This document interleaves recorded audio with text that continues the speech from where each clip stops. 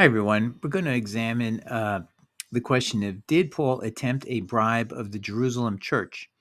Now, this is something that Paulinists actually admit and endorse, and to actually show this was a good thing, and they call it a polite bribe. And that's Mr. Orlando's title of the movie. And he basically is the one who tried to turn this around and make it look like James should be the bad guy in this scenario. We've disproved that on our prior video on the Polite Bribe movie. But we need to now get back to the issue of, well, let's strip the word polite away and just go after the question. Was it a bribe? The way he was getting money to bring to the Jerusalem church, was he trying to bribe them to get something he wasn't getting? And we'll go into that now, and we'll see what the answer is. Okay, and before we begin, I want to just play a minute and a half from a preview video of the movie, and you get a better sense of how much it's admitted that this activity of Paul was a bribe of the apostles. The second part was called The Acts of the Apostles, a story of a Jewish convert named Saul of Tarsus, the man we have come to know as Paul. A driven person, he was always right, always. What Luke failed to mention was that just before Paul vanished from the pages of his story, he was returning to Jerusalem to reconcile with Jesus' brother James. James and Peter and the other apostles were still highly suspicious of him. And a large collection of gold. This is unclean money. We can't accept this. Now, for the first time, the true story is told. What was this collection? And who was this man Paul, rejected by his people and his fellow believers, who tried with a gift to usher in a kingdom of God? The Gentiles streaming up to Zion with their gifts and saying, "Let us go with you, for we've heard that God is with you." And when his deal went bad, he bargained with the only thing he had left, his life.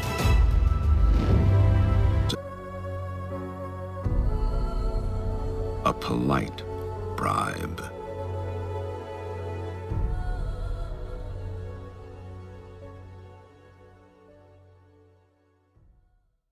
A Paul defender released a nonfiction movie entitled The Polite Bribe in 2014. This title puts a nice face on Paul's action mentioned in 1 Corinthians 16. He calls it a polite bribe. The movie concedes Paul's effort was to bribe the Jerusalem church to accept Paul. We shall examine that question in this article. First, let's review the point of this movie, A Polite Bribe. Remarkably, and without any basis in fact, the movie claims James asking Paul in Acts 21 to prove Paul had not rejected the law by Paul taking a Nazirite vow and paying the cost of several other individuals to do so was a means of accepting Paul's bribe. However, this is pure conjecture, as we will demonstrate. The movie's purpose was to smear Bishop James for supposedly accepting Paul's bribe and then allegedly using the Nazirite vow request in Acts 21 to set up Paul for a physical attack by Jews at the temple. The Romans stepped in to protect Paul as a Roman citizen, supposedly foiling James' initial plan to have Paul killed by the mob. Yet in the end, James allegedly succeeded by Nero's execution of Paul at the ensuing trial for Paul for this alleged responsibility that his companion from Ephesus, a man named Trophimus, defiled the temple of Jerusalem by means of entry in an uncircumcised state. However, the researchers for this movie missed the fact that Paul was acquitted at this trial. Both Jerome and Eusebius say Paul was acquitted at this trial, so there's no doubt about that. The evidence about whether Paul was ever killed by the Roman emperor or Nero or anyone were basically tales that were told years after Paul was back allegedly in Rome, and on a different charge he was executed by Nero, and so we have a discussion of that. We won't go into those details, but they're all basically conflicting accounts, and so those stories are fabricated many decades after the fact, at the time of Constantine. Now let's review the issue whether Paul was attempting a bribe in 1 Corinthians 16 as conceded in this very Paul-friendly movie. So the question is, did Paul attempt a bribe? Paul made a play to the Corinthians, who are Gentiles, to make a collection that Paul intends to include a cover letter to the church at Jerusalem.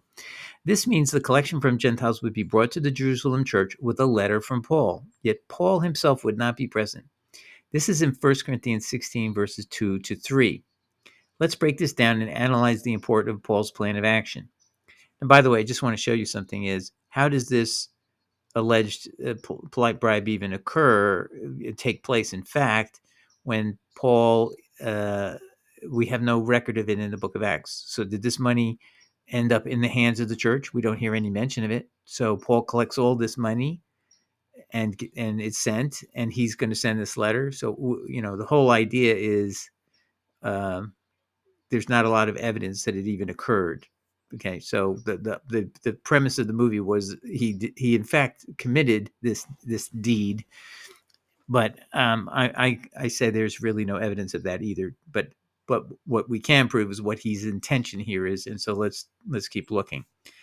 Paul in 1 Corinthians 16:2 asks the people to set aside some of their income for him when he comes. He calls it a collection, and it would be for the Jerusalem church. Now, if you read any scholarly works, you're going to see they call it the collection. They give it this big mega importance when in fact we have no evidence it was ever delivered.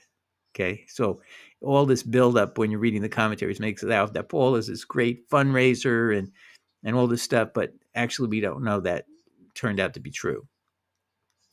Then in 1 Corinthians 16, verse 3, Paul asks them to wait so he can arrive to include a cover letter for the Jerusalem church. He writes, quote, "Then on my arrival, I will send letters with those you recommend to carry your gift to Jerusalem." So he's going to send letters with those you recommend, meaning people who would be the messengers, to carry your gift to Jerusalem. So he didn't want the gift to go without his letter to be a cover letter. Okay, this quote means by the way, Paul can send a letter by just direct means if he just wants to communicate with the church, but he wants his letter to go with the offering of money. Okay, so that's you have to bear that in mind. So this quote means Paul is not intending to accompany the gift to Jerusalem because otherwise the letter itself would be unnecessary. And B, had Paul not included the letter, the Jerusalem church would not necessarily have known Paul had any responsibility for the gift. All right, so how is he going to remedy the fact that he would not get any credit for raising all this cash? Is he would include this cover letter. Now, I think you get the idea now. Hence, Paul clearly wanted credit for the giving of this collection by the Corinthians.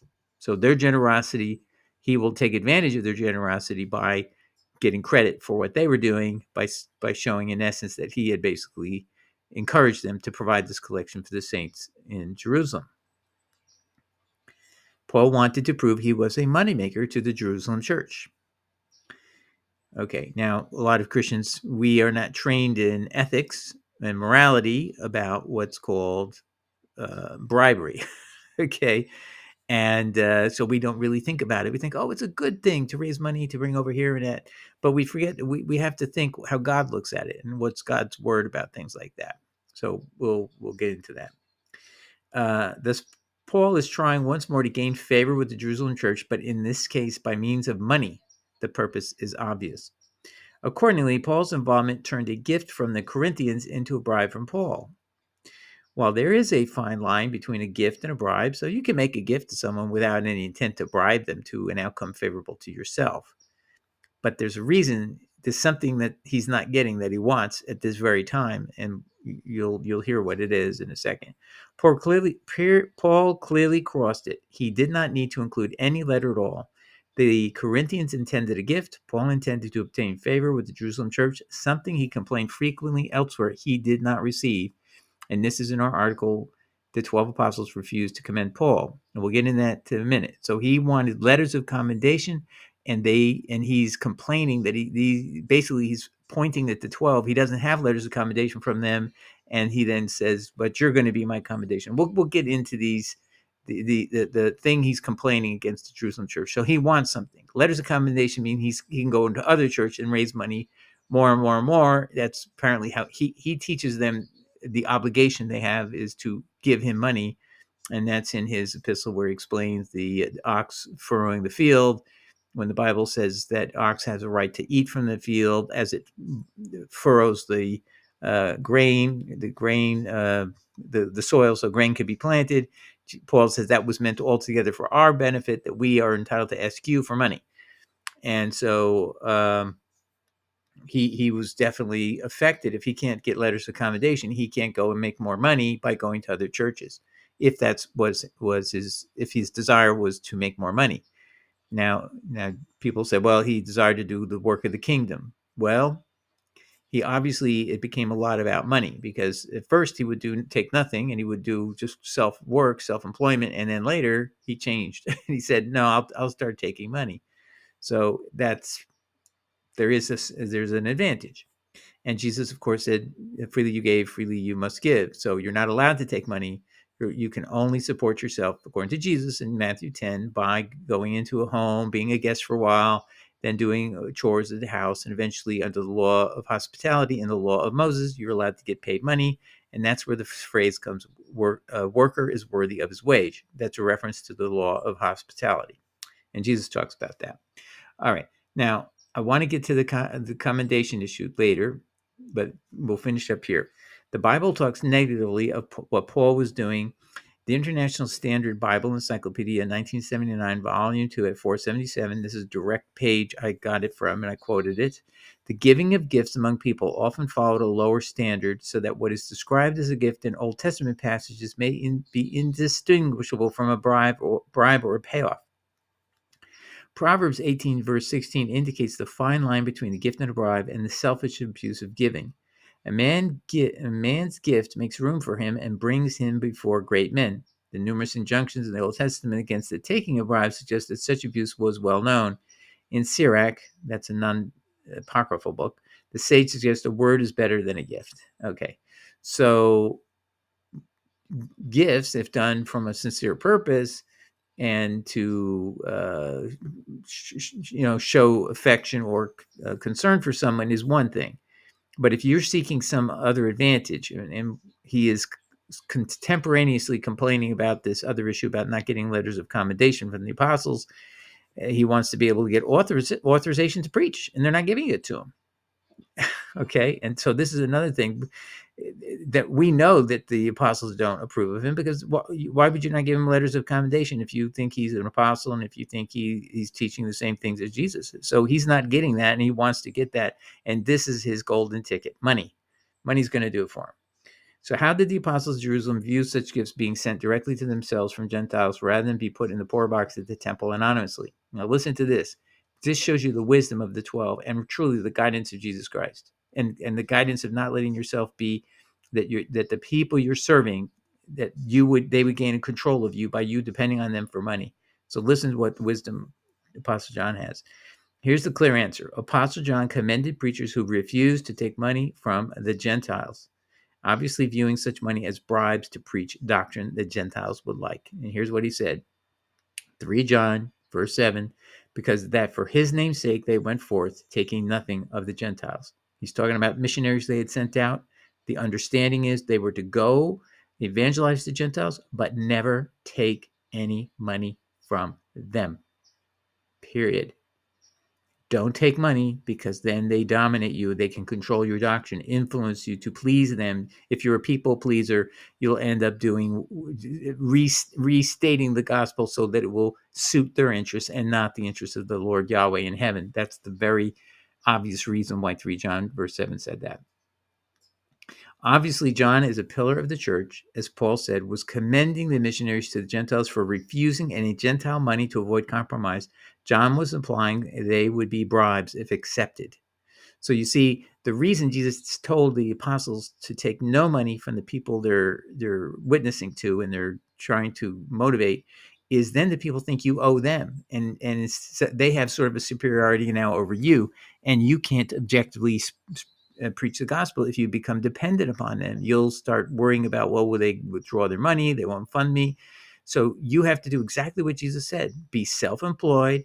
And how do you do self-employment? You go into a town, Jesus said, find someone worthy, ask to stay as a guest, and then after a while, under the law of hospitality, you can work out in the house and do stuff, feed the animals, clean the house, and all those things as a guest. And then under the law of hospitality, the Mosaic law demands that you are worthy of a wage for all the hard work you do, and you can self-support. and you have a house over your head. And so find the person who's worthy probably meant find a person who shares your spiritual connection to Jesus Christ or the faith of Yahweh. Let's continue here. This means if Paul came with an offering of Gentile money to be given directly to the Jerusalem church, the church would naturally and appropriately refuse it. The money had to be instead distributed directly to the poor, that is, put in a poor box anonymously, and that could likely be their own poor box, meaning they would have a box which would be indiscriminately, meaning like nobody gets a tally of how much they put in. It's just put in anonymously. God only knows, as Jesus said, don't let your left hand know what your right hand is doing. And that is Jesus' directions. That's how to control money. And that's how you keep corruption away from the church. Jesus gave specific commands to prevent corruption. One of them is the people who preach and teach cannot take money for pay for doing preaching and teaching ever. And they can only self-support by doing the law of hospitality or some other self-support that you don't get dependent on the people you're preaching to. And the other thing is you don't take these kind of offers or get money cash from people who are strangers and whose values are low and debased. They believe salvation is an easy peasy thing, and they want to go to heaven based on just putting up their hand and saying I believe in the death, burial, and resurrection of Jesus, and they think that's all it is. And that's eventually where you will go to please the most people and get the most money, instead of giving them the truth of God, which from Jesus is a very strict, very narrow way. It's not a broad way, and you'll have few people and you won't be making any money from them. And Jesus wants it that way. That's the way to preach the gospel. Make no living from it at all. It should be a labor of love. It should be what you want to do, and you need to have a self-supporting income to do it. Here we go. Hence, we have one more piece of evidence of the selfish fruit of Paul. I'm just calling a spade because we need to do what? It's not good fruit. Why do we need to know it's not good fruit? Because Jesus told us to assess those claiming to be prophets by examining their fruit. Paul was claiming that. This adds to the list of his misdeeds. So I'm going to pause here, and now we're going to go take a look at what is at stake. What is he trying to motivate the 12 to do? He wants letters of commendation so he can go to other churches and expand his realm where he's making converts. That would be his excuse. But of course, the apostles don't want him to do that. Not really, or else they'd give him the letters of commendation. So they're trying to restrain him. And he's trying to get approval, not by the fact his doctrine is acceptable, but by the fact he's bringing in the cash. And this is really pretty low level. But we'll take a look at the letters of commendation issue, and you'll see how serious it is, how significant it is. And by the way, it's something almost never talked about in any church. Okay, so now we're going to look at Robert Eisman. He's a professor, a specialist. He knows Hebrew. He knows Greek. He's got an incredible encyclopedic knowledge of the Middle East, everything that you need to look at manuscripts and understand what the person is saying in the original context. He would know what is actually going on in that era of time.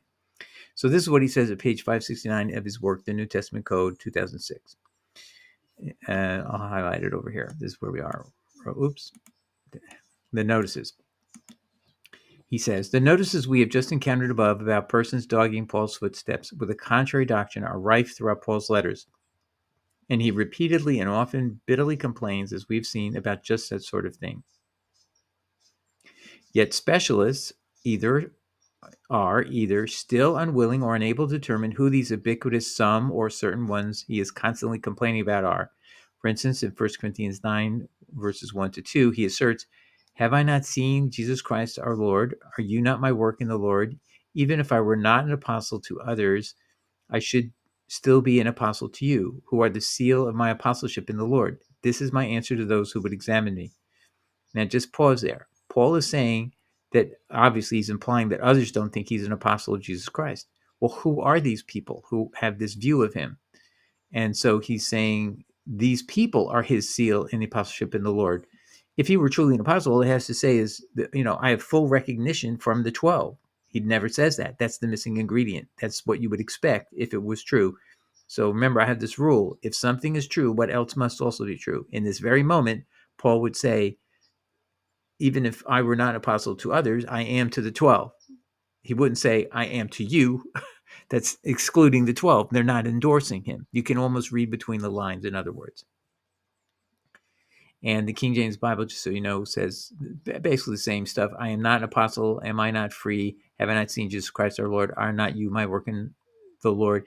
If I not be an apostle unto others, who are they? Yet doubtless I am to you, for you are the seal of my apostleship. So he's saying the evidence that seals my apostleship is not coming from certain sources that you would expect, but you, because you like me, you follow me, that you're my seal of my apostleship. That's what he's saying. So we point these out in the original Greek. So it actually says that if you look at Mousey's transliteral. So then Eisman continues.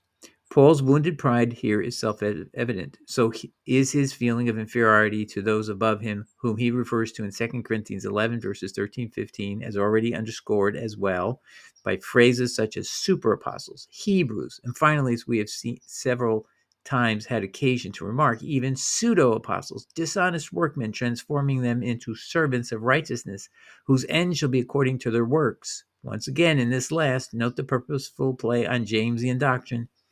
Not only is the terminology like servants of righteousness clearly reflected in the Dead Sea Scrolls, and by the way, he points out our original church is in there. That's what the Catholic Church was hiding for 40 years. It wasn't released the Dead Sea Scrolls for, and he found them. They're called the Ebion in the several documents of the Dead Sea, and they're battling the spouter of lies, who he says is Paul, and the Zadik is the one running the church. And Zadik means the just one, and James was always called James the just. So he says that the James the just is battling against the spouter of lies, and he says it's obviously Paul. And so he's saying here, we see that Paul's terminology, not only is the terminology like servants of righteousness clearly reflected in Dead Sea Scrolls, the very conflict he was been talking about, but the whole phraseology plays off of the unmistakable Jamesian approach to works righteousness. So he's saying this is just simply Paul using code words for talking about James. Page 570. Continue on the subject of the apostolic credentials. Remember I mentioned that that's what he's not getting, and that's why he's not able to expand and go as far as he would like to, or get money from other churches. Continuing on the subject of apostolic credentials in 2 Corinthians 3, verse 1, Paul asks rhetorically, his wounded pride and feelings of inferiority again painfully evident. Do we begin again to commend ourselves to you?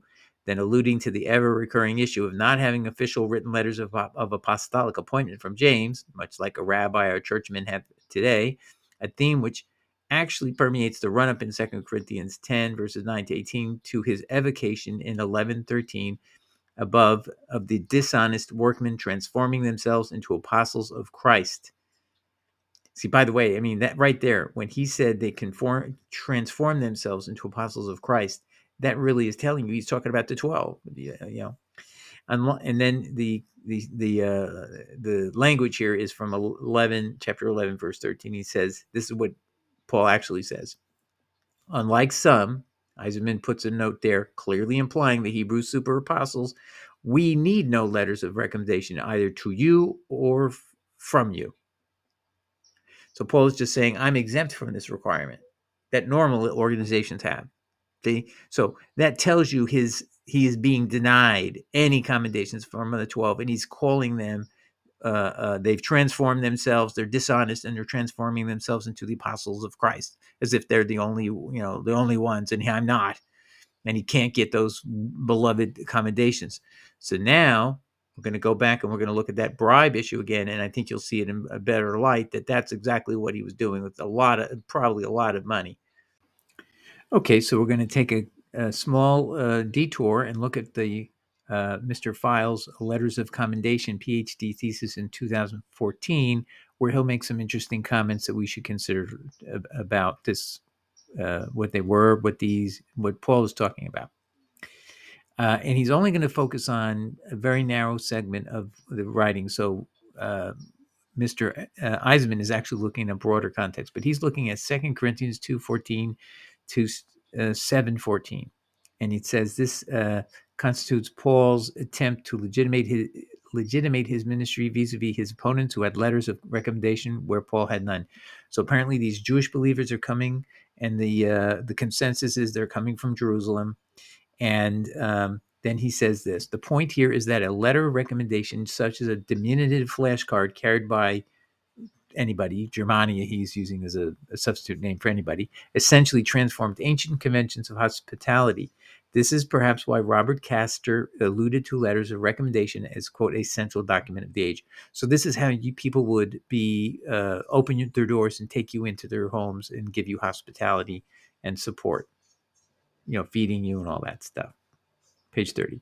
Then he says, I chose the earliest explicit Christian reference to a letter of recommendation, which occurs at 2 Corinthians 3, verses 1 to 3. So that's his main focus is going to be this small little tiny passage to try to figure it out. So he spends 108 pages on that. I'm going to boil it down for you. As it turns out, this passage is a central element in the centuries-long debate over Jewish Christian opposition to the ministry of Paul, and so it's perfect for illustrating my point that these letters function within the context of a competing kerygmata, meaning a competing gospel message. I will argue that the letters at 3:1 were written by the church in Jerusalem, who sent out delegates to cleanse Paul's pollution of the mission field. Page 55. And then he explains these letters of commendation work to create, delineate, and maintain group boundaries over wide geographical areas. Page 55. So again, do you see why the bribe would be important to get this access to the control of the group? It's being controlled from Jerusalem, even though they're not there, and he can't get away with things he would like to get away with, apparently. Then the question came up is, who are these people? Is it the apostles or is it somebody else? And F.C. Bauer opened the question in 1831. Apparently no one even asked the question before that. And he concluded that it's two parties. It's the party of Paul and the party of Cephas or Peter. And so that's not been acceptable to the standard Pauline commentators. So they've tried to get around this. But ultimately, the conclusion of Mr. File is you are left with it's an Orthodox group of Christians, meaning Orthodox in the sense of they are containing the doctrines of Jesus, in other words. And they're not they've not gone off the deep end in any way. These are the people who are being approved from Jerusalem. Okay, and then he says that his consensus of everything at page 81. That's 81 pages to tell you if you get rid of all you go look at all the discussions, pro and con, and most of them are Pauline, and tell you, no, these are bad people. He says that doesn't make any sense. We should do these people. They represent a closer connection to Jesus and his own disciples than did Paul. And he gives a few examples where even anybody says that. Stated another way, letters of commendation were not being used by illegitimate apostles or charlatans in order to fool the Christian communities who provided hospitality for them. They were functioning to create a social web of doctrinal like-minded people. Again, so Paul was being excluded from being treated as part of the doctrinal center of the church. He was considered an outlier, someone who's not following the way that was being taught by Jesus and then carried by the 12. He says now Bauer heavily relied upon the Clementine homilies, which scholarship has shown Rufinus really rewrote. However, you can see a germ of the original church's viewpoints in there, and he points that out as they're legitimate from a group in that time period.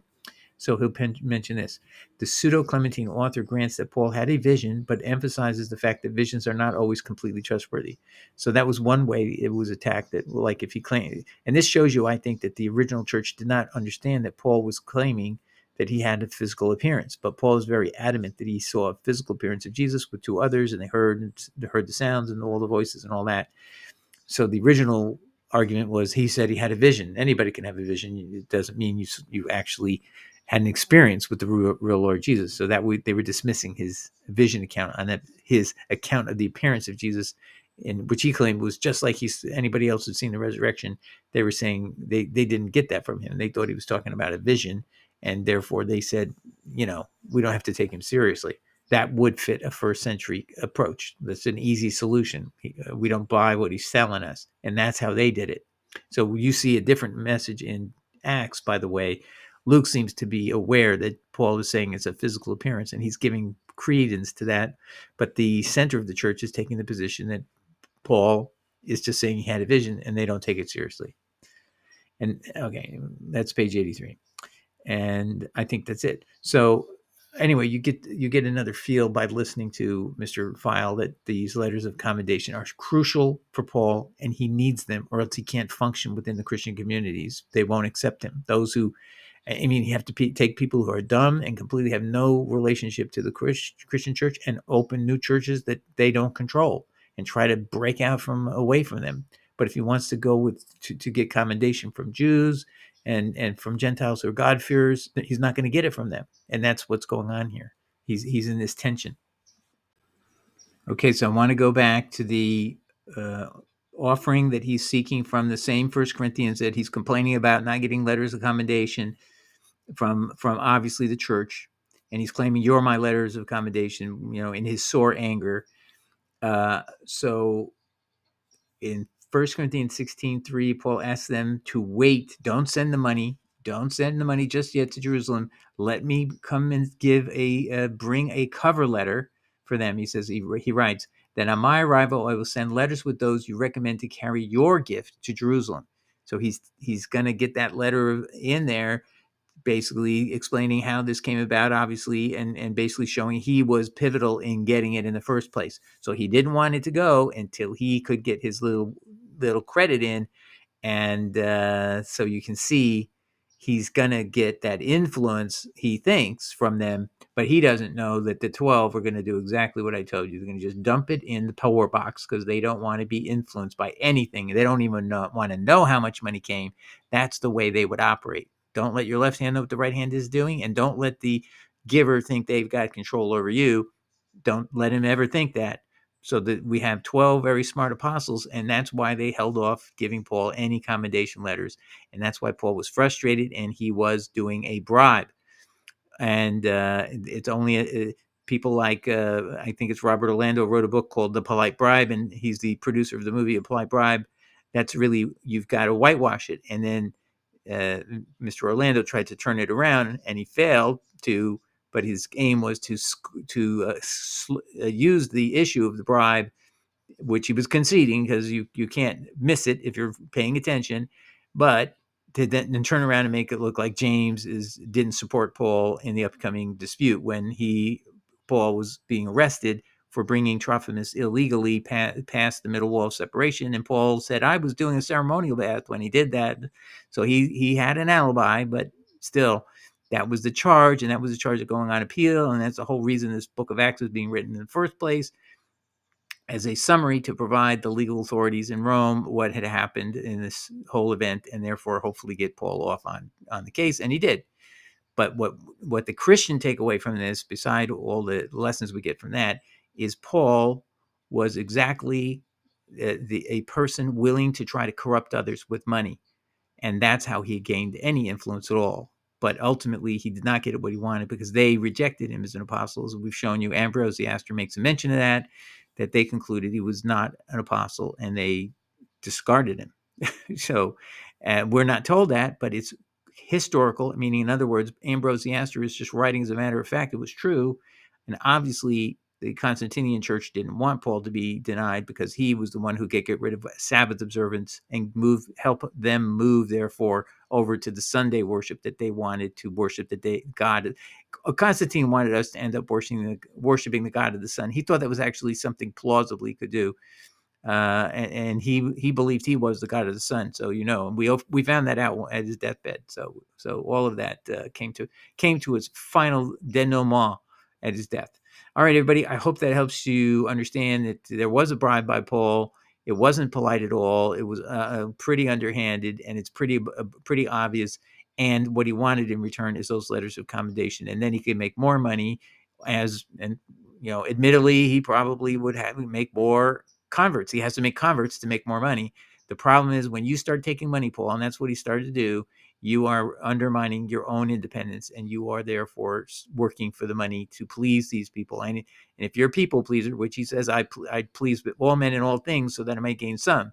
He is, although another time he says, if you please people, you're evil. So who knows where his thought was on that ultimately, but he said that. He said, I try to please people in all things so that I may gain some, and for the sake of the gospel, he's going to be a people pleaser. But that's all rationalization of bad behavior and bad activity, and he doesn't see his own he doesn't have self-awareness at all of what he's doing. I mean, it's not like he said, I want to make a bribe. He just says, I want to win. I'm going to do whatever it takes. I'm going to get money and I'm going to get credit for this and all that stuff. So we're not saying he consciously said, hey, can I commit a crime today? No, but he was doing things from the flesh. When you don't have rules, when you get rid of all the rules, you don't see the lines anymore. And this is how you behave when you have no more lines. And so I just want you, Christians, this is why you cannot emulate this man. He broke, not having any lines, having nothing but a rule of all things are lawful, but not all things are expedient. The only thing restraining him is it would be inexpedient to do something like this. If it were inexpedient, like the risk and the reward factors are not in his favor, he wouldn't do that. But you can see the risk of committing a bribe was benefited. It seemed to him more likely that he could succeed at this, take this gift, get it sent to Jerusalem with his letter, and he would get credit, and ultimately he'd get what he wants, which is the letters of commendation. That's what he's up for. That's what this is all about. All right, so good night, and I pray everyone took something away from this that will help you in your walk with Christ. Okay, take care, everyone. Ciao. Bye.